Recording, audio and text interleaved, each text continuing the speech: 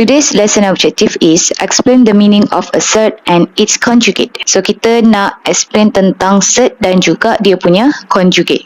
We have seen that b to the power of 1 over n times b to the power of 1 over n times b to the power of 1 over n up to b to the power of 1 over n, which is n times, okay, is equals to b to the power of n over n is equals to b. Okay, so kita dah tengok ni dekat dalam rational index, okay, di mana kita cakap b to the power of 1 over n, kalau kita darabkan dia sebanyak n kali, dia adalah b to the power of n over n, which is sama je dengan b. Okay, jadi kita boleh cakapkan b to the power of 1 over n ni sebenarnya dia adalah equivalent to nth root of b. So kalau saya ada cube root, so sebenarnya dia adalah b to the power of 1 over 3 kalau dalam index. Okay, so b to the power of 1 over n dia adalah index ataupun exponential form. Okay, tapi kalau nth root b dia adalah radical form. Okay, so kita panggil simbol ini yang square root ni adalah radical. Okay, b2 adalah radicand and n2 adalah index. Okay, contohnya kalau saya ada cube root 5. Okay, so simbol ini kita namakan dia sebagai radical. 5 ni kita namakan dia sebagai radicand. Okay, and 3 ni pula kita namakan dia sebagai index. Okay, so kita nampak sinilah sebenarnya dia adalah, kalau ikut dalam index, 5 to the power of 1 over 3. When n equals to 2, we write b to the power of 1 over 2 as square root of b. The index 2 is not written. Square root of b bersama dengan b to the power of half. Okay, dan index dia sepatutnya 2 kan, tapi kita tak tulis dekat sini 2. Kita hanya start menulis index itu start dengan 3 dan seterusnya. So kita tengok pula laws on radicals.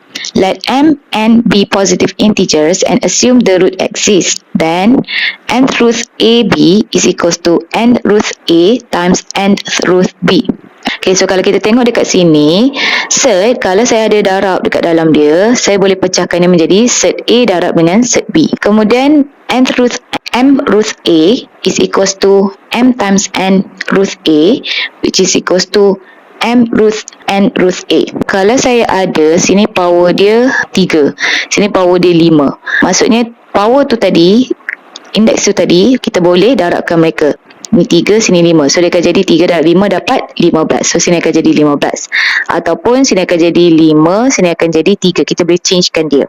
N root a over b is equals to n root a over n root b. Okay, so kalau kita ada surd a over b, dalam dia ada bahagi, kita boleh pecahkan menjadi square root a over square root b. Kemudian kalau saya ada t times n root kepada a to the power of tm is equals to n root a to the power of m. Okay, sebab t dekat t kat sini boleh cancel. We learn that irrational numbers are real numbers that cannot be written in the form a over b, where b cannot be equals to 0. So kita tahu irrational number adalah real number di mana kita tak boleh tulis dalam bentuk fraction. Okay, some of these irrational numbers are numbers that contain the radical sign. Okay, memang ada certain number dalam irrational ada radical sign ataupun ada square root lah. That is in the form square root of a, such as square root of 5, 2 minus square root 3 and square root 5 plus square root 2. Kita tahu irrational number adalah real number yang tak boleh buat dalam bentuk fraction. Dan certain irrational number ada radical sign, which is kita ada square root of 5, 2 minus square root 3 ke, ataupun square root 5 plus square root 2. Okay, so asalkan dia dalam bentuk square root of a. Okay, so kita panggil benda ni adalah surd sebenarnya. Okay, so this number are called surd. Kalau dia bukan perfect square dalam dia, itu adalah surd. Tetapi kalau nombor dekat dalam itu adalah perfect square, dia akan jadi square root. Okay, tetapi bila kita sebut, kita tak sebut surd 5, kita sebut square root of 5. When a quotient involves a surd in the denominator, we usually rationalize the quotient, which is we get rid of the radical sign in the denominator. Okay, kalau kita ada fraction, okay, ataupun kita ada division, kita ada surd dekat dalam denominator. Okay, contohnya saya ada 1 over square root of 5. Okay, begitu. So, kita akan rationalizekan dia. Okay, sebab apa? Aim dia adalah untuk get rid the radical sign in the denominator. So kita hanyalah nak mansuhkan ini, cert ini. Ni nama dia radical kan. So kita nak mansuhkan radical ni supaya dia tinggal dekat kita dalam bentuk real number. So how to rationalize question? Okay, so macam mana kita nak rationalizekan dia? Multiplying the denominator and numerator by the conjugate of the denominator.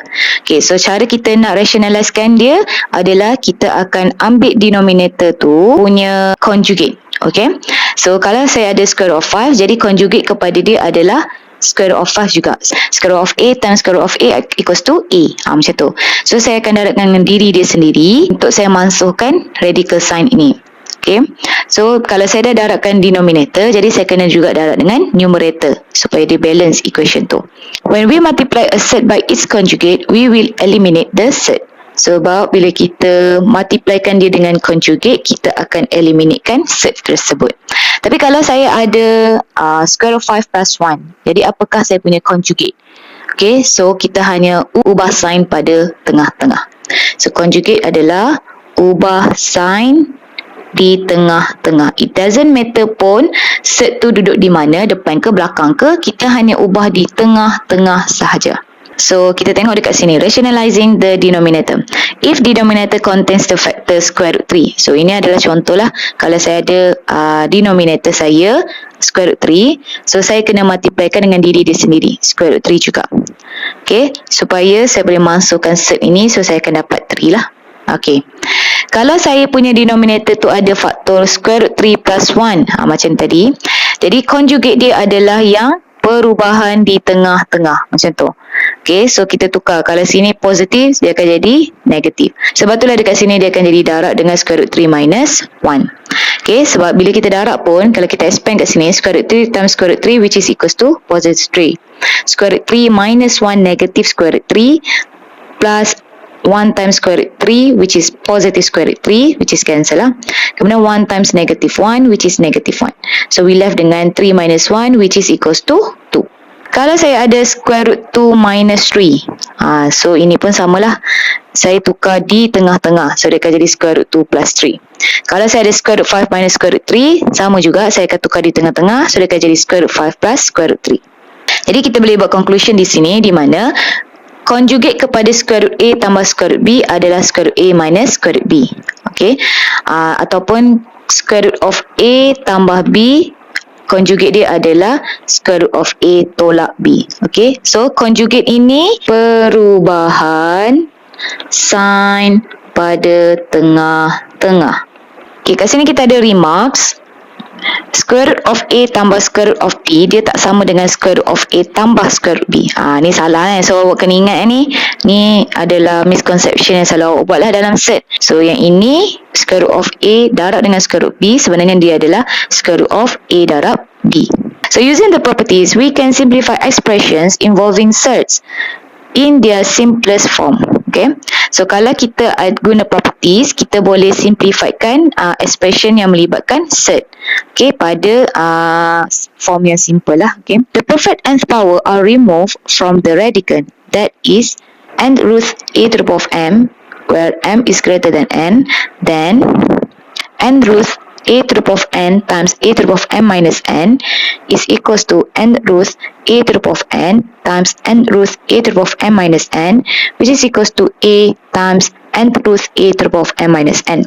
Okay, so this one adalah, kalau kamu tengok kat sini, kamu akan nampak macam serabut. Sebenarnya dia adalah ini. Contoh kalau saya ada square root 8. So saya boleh tukarkan dia menjadi square root 4 darab 2.